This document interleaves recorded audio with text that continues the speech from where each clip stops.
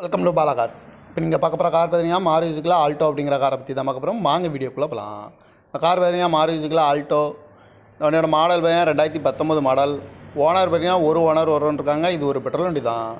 இதோட வேரியன்ட் பார்த்தீங்கன்னா எல்எக்ஸ்ஐ அப்படிங்கிற வேரியன்ட் தான். கிலோமீட்டர் பார்த்தீங்கன்னா 10,700 கிலோமீட்டர் ரன்னிங் ஆகிருக்கு. கம்பெனி சர்வீஸ் ரெக்கார்டோட வண்டி வரும்ன்ருக்காங்க. இதுக்கு இன்சூரன்ஸ்னு பார்த்தீங்கன்னா இருக்குது அப்படின்ட்டு இருக்காங்க.